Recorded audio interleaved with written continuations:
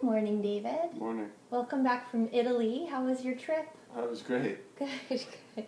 Are you over the jet lag yet? I think so. Yeah. Yeah, we'll Yeah. see. I think I'm pretty good. You've been home all of... Not many hours. Not many hours? No. Okay. No. So we'll see how it is later today, maybe.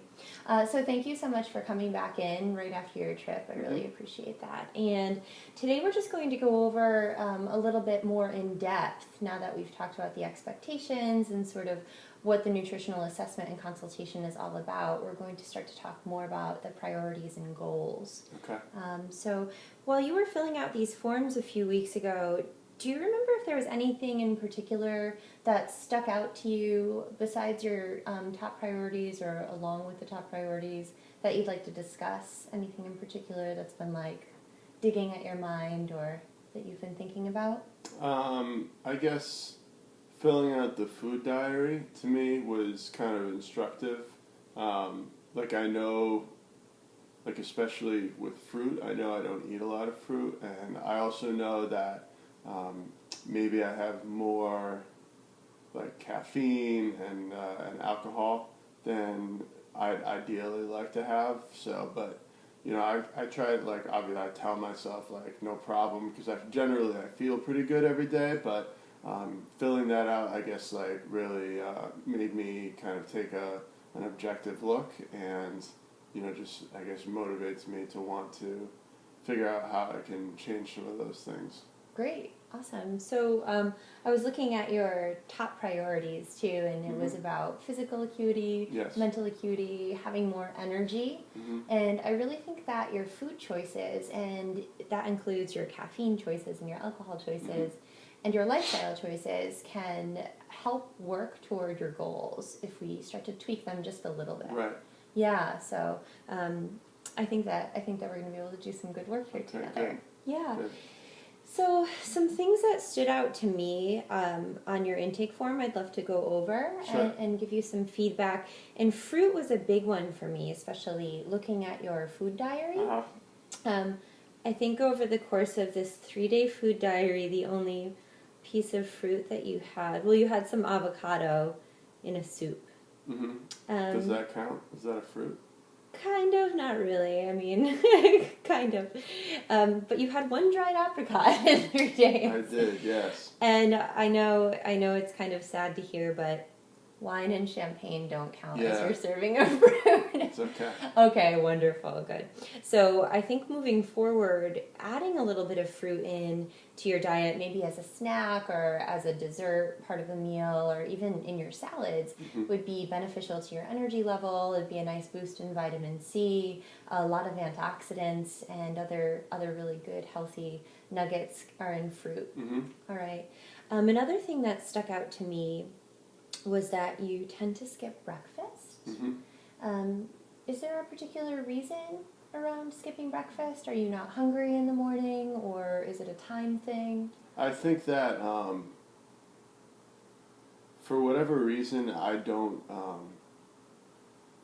feel hungry or thirsty or even other like basic urges if there are other like more pressing psychological like needs at any given time. And so I definitely have a lot of stress and anxiety around getting things done, like doing, you know, not just work, but even just things in my regular life that I feel a lot of pressure to do. And those feelings, like that anxiety, it always takes precedence over any other thing. So, like, I'll commonly, like, have a very busy day, and then when I get home, like, the second, like, I get out of my car, I'll realize I've, like, had to use the bathroom all day, but haven't noticed until right now. And then it's, like, a major emergency, and I'm, like, fumbling with the key and, like, racing to get in the door. But I don't feel the need to. I don't feel like I'm, like, withholding that until my mind gives me permission to, like, start thinking about other important things in my life other than like my to-do list. So that's just an example, but it's the same way with breakfast. So if I would especially if I go to sleep with like anxiety about needing to do things the next day, the second I wake up, like I don't give myself permission to do anything other than to satisfy like that psychological need to like do those things and relieve that stress and anxiety. So when that happens, like I definitely don't eat breakfast, and I don't even really feel hungry until I've like given myself permission to be hungry, or like relieved some of that anxiety by, you know, doing emails for 4 hours or something, you know, so. Okay, interesting. Are you interested and willing to work on that? Absolutely. Okay, because people who skip breakfast tend to later in life be more likely to be overweight or malnourished and have other kind of comorbidities that show up, Okay. statistically speaking. So it'd be really nice to pull you out of that risk pool. I agree. Something that came to mind for me when you're talking about ignoring the urges to go to the bathroom or ignoring the urges to maybe eat is there are these applications you can download for your iPhone, and I think it's called, I'll email it to you, but I think it's called the Zen clock, or the Zen reminder, or something like that. And you can set it to an increment of time. So like often if I'm doing a workshop on Ayurveda or something, I'll set it for 30 minutes and I'll hear it ding. And every 30 minutes I hear it ding, I take a deep breath in and a deep breath out, and it just brings me back to the present moment, slows me down a little bit. Something that came to mind for you around that anxiety and needing to kind of go is downloading that application, and then when it goes off, asking yourself how you feel in that moment and what you need. Right. Because self-care is paramount to your health Yeah. moving forward. And although we're a nutritional consultation, this is an integrative nutritional consultation. So I'm looking at your whole life, your whole person, because everything is everything. Right. Is that something that you'd be interested in doing? That sounds great. Yeah, I'd love to empower you around that. I think that would be really helpful for you. I think that would work for me. Wonderful, yeah. And just asking yourself those two questions. How do I feel in this moment and what do I need? And it might remind you like, oh, it's 8 a.m., I've had nothing but coffee, I need a glass of water and some breakfast. Yeah. Or I haven't exercised yet today, or I just need to stop and pee, or whatever it is. Okay, great. Pardon me. The other thing that I noticed is your weight. So you're 6 feet, 6'1", somewhere in there. Right. So if you're 6 feet, your BMI is around 27.1 at 200 pounds, which puts you in an overweight category. Okay. And your weight is at 200, which is about 17 pounds higher than the high ideal weight for your height as well. However, your body fat is still in the ideal range at 17.5% from the measurements we did with the caliper. Yep. Okay. That being said, you have larger bones, you have a larger body frame, and it seems that you're physically active 3 or 4 days a week, even though you'd like to be more physically active, it said.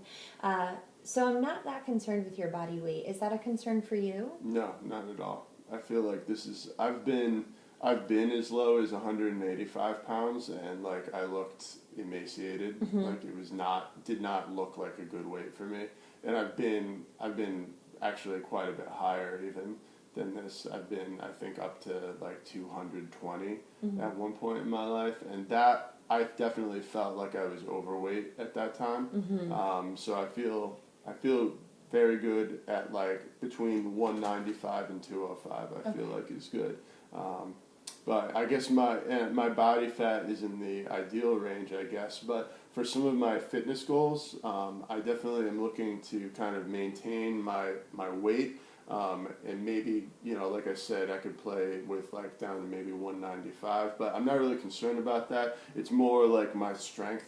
And I feel like I want to build strength by, weightlifting and doing some other types of functional exercise.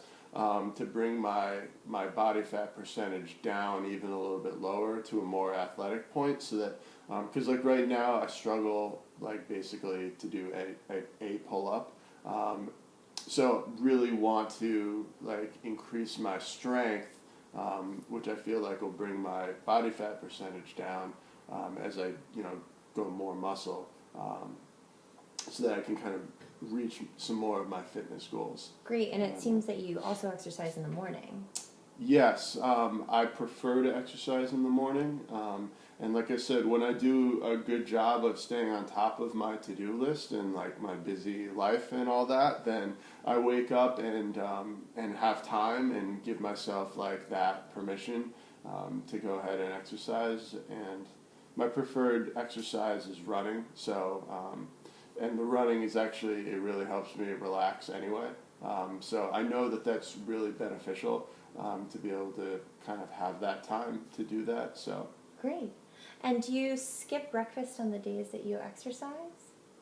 I have, but typically not. Okay. Typically, if I exercise, I eat, or else, like I know I can get like kind of faint or feel, feel like not good if I exercise and then skip a meal. Usually, when I skip a meal, I also skip exercise intentionally. To avoid that, and also like I can kind of tell myself this like unhealthy story that like well, I didn't exercise but I also didn't eat, so they like kind of that washes they kind of wash each other out, and I'll just eat a bigger meal later and maybe exercise later. Yeah, good. So yeah, eating breakfast after you exercise is going to be really important to avoid muscle wasting. Okay. And you said that you want to improve your body muscle. Yeah. So that's great. So it sounds like you're pretty on track with that, and we can work together to get your exercising up to a more frequent amount of time as well. All right. So the final part of this part of the section would be for me to assess your overall importance and change, and I'd like to do this on a scale of 1 to 10. How important do you feel that these changes are on a scale of 1 to 10? 10, for sure. Great. Yeah. And then also, how confident or how successful do you think that you'll be able to be in implementing these changes on the same scale of 1 to 10? Definitely a little less than 10. I like have the right intentions and like want to be here for sure. I've tried to do it before and failed, but I feel like I have the motivation, so I'm still gonna say like an 8. For your confidence? Yeah. And then your overall readiness on a scale of 1 to 10. I'm definitely ready to try. I'd say 9. All right. Yeah. So moving forward, I'll be offering you some of my recommendations, and I'll make sure to have them documented for you so that you have them on hand and electronically in your email. Okay. And then we'll meet again in a couple of weeks and just see how you're doing Great. and keep up with things. Awesome. Awesome. Well, thank you so much. Thank you. Yeah.